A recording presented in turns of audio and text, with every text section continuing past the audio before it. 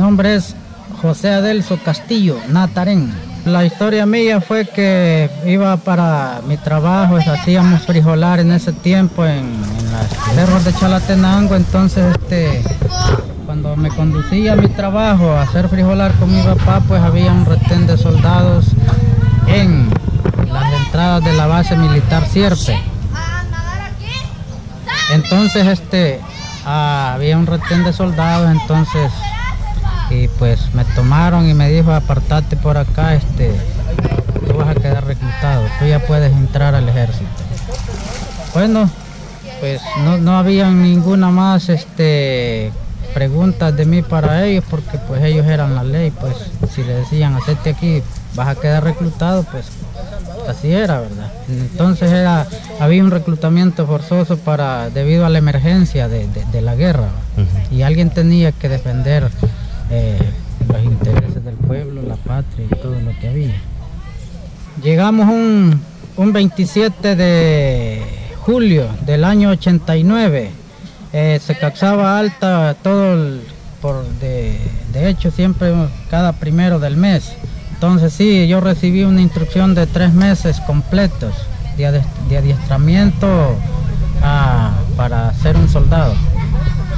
Luego de eso, pues después de los 3 meses, pasé a causar alta en el batallón Zumpul de Chalatenango, del destacamento militar número 1, y pues seguidamente, 6 meses después, me enviaron a un curso para cabo enfermero. Era necesario pues en ese tiempo andar enfermería, asistencia, primeros auxilios, pero en el caso mío me mandaron a un curso de cabo enfermero. Dijeron voluntarios, alguno que tenga el deseo de ir a un curso para enfermero y tener el deseo de atender a algunos camaradas heridos en combate, pues ahorita es tiempo. Si alguien desea, pues ahorita es tiempo. Y dije yo, bueno, yo quiero ir al curso de cabo enfermero. Salimos 17. De los 17 solo salimos 5 graduados aptos para cabo enfermero, ya que no todo el mundo estaba apto para ejercer lo que es el curso para cabo enfermero. Pues había mucho compromiso, atender heridos de diversas lesiones. ¿O será que a alguno le iba a dar miedo al ver la sangre?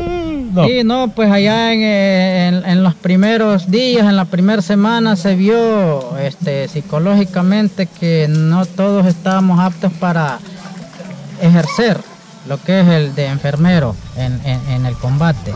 Entonces ahí inmediatamente se dieron cuenta los instructores que no estaban aptos los demás.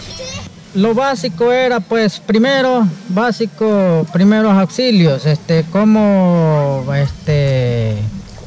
atender a alguien que se desmaya por cansancio, o ya sea por algo psicológico, algo escalofriante. Una lesión como esta, ¿qué hubiera hecho usted? Una lesión como esa, lo primero pues podía haber sido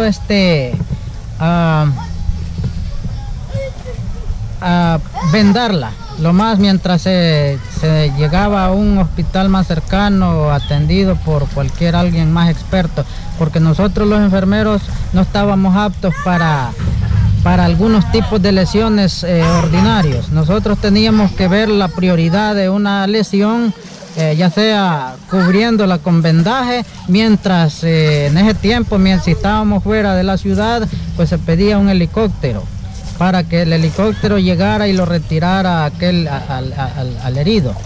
Pero nosotros no teníamos que estar haciendo cosas de un médico más profesional. Nosotros era auxiliar la emergencia más grave. Como detener una hemorragia, quitar que no siguiera sangrando, cosas así. Detener la hemorragia era el punto número 1, ya que si era una lesión como esa, si alguien no sabía, lo primero que hacía, pongámosle torniquete, porque una lesión así era grave. Yo tengo una lesión, porque yo también fui herido por una mina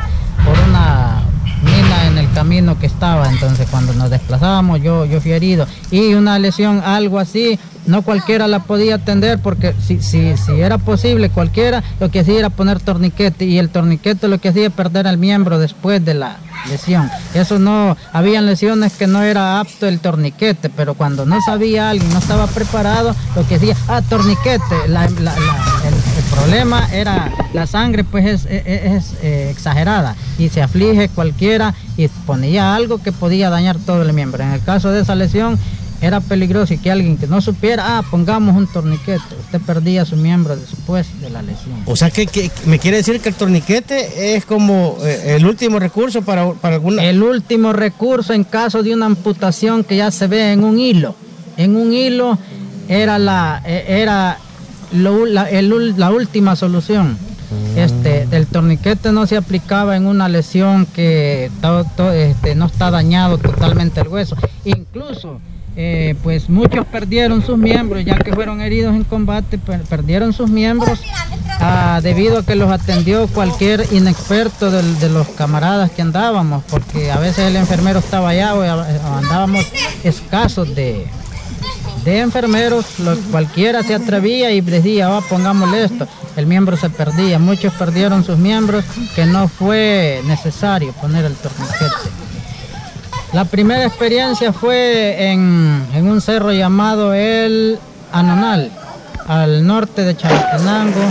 Tuvimos un combate de casi 72 horas, tuvimos muchos heridos, algunos muertos por heridas de bala, y pues entonces tocó que atender algunas heridas abdominales. Cargábamos unos apósitos como tipo delantales que envolvía todo el abdomen. Cuando era una herida pues abdominal, eso era delicado. A veces se salían los intestinos y eso era muy delicado atenderlos en ese proceso. Solo lo podía hacer un médico experto. Lo que hacíamos nosotros pues era atender la emergencia más grave. A veces, aunque haya recibido un curso, una cosa es estar en el adiestramiento y otra cosa es estar en el lugar de los hechos. Esa fue mi primera experiencia en el Cerro El Anonal. Hubo un camarada que fue herido por una granada creo que fue de una granada del 90 que fue disparada hacia nosotros por parte del enemigo, y pues una esquirla le dañó totalmente el abdomen, y los intestinos se salieron, y entonces se untaron de tierra, y eso era complicado hacer esas introducciones. No era recomendado hasta que pues se llevara a un centro de asistencia más cercana, atendida por un médico profesional. Nosotros los enfermeros solo estábamos aptos para atender las emergencias más graves, que una herida, cubrirlo con apósito, detener la hemorragia era punto número 1 para los enfermeros. Y así pues fue mi primera experiencia. Si el video te está gustando, dale like y suscríbete. Y si todavía no has contado tu historia, 7462-2028. 7462-2028.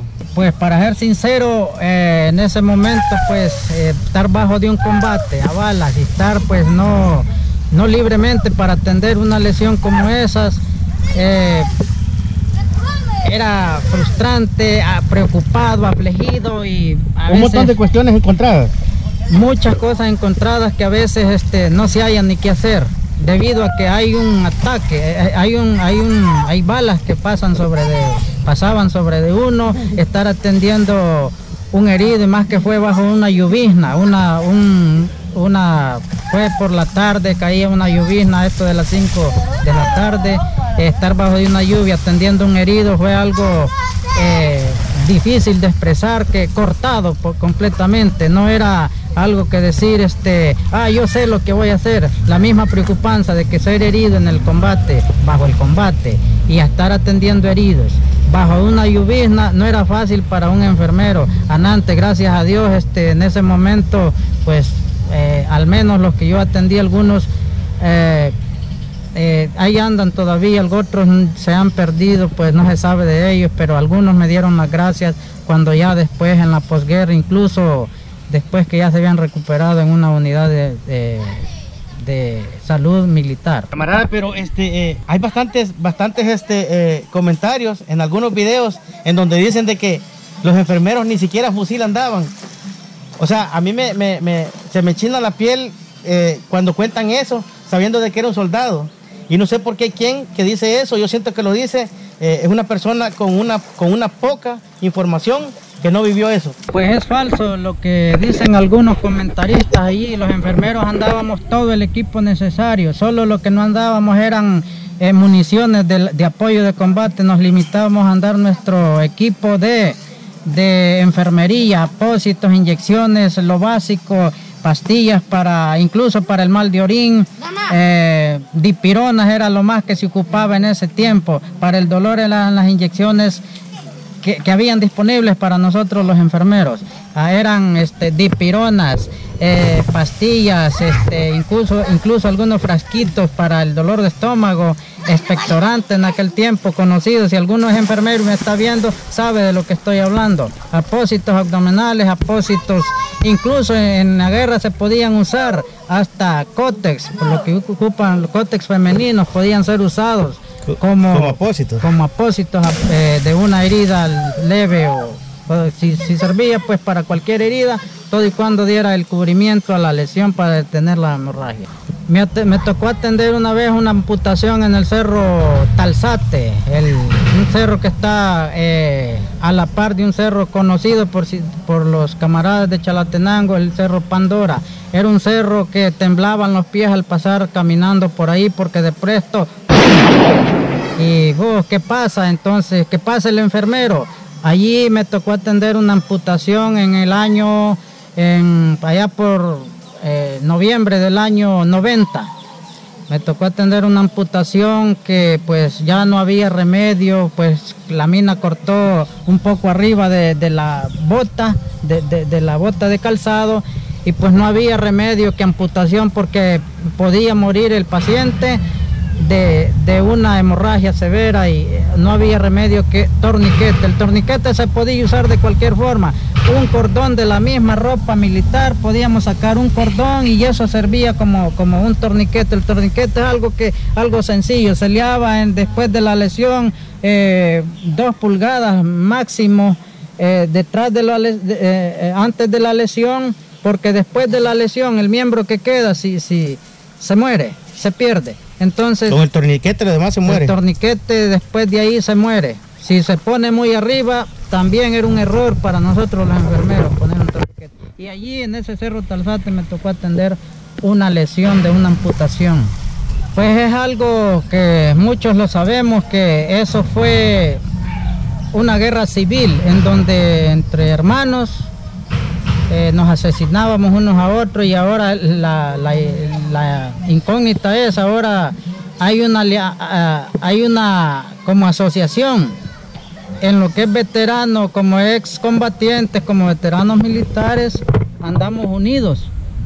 Imagínense, pero ¿quiénes salieron beneficiados de esto? Los altos mandos. Ellos salieron beneficiados porque ellos tuvieron buenos negocios, hicieron buenos negocios, incluso con uno mismo.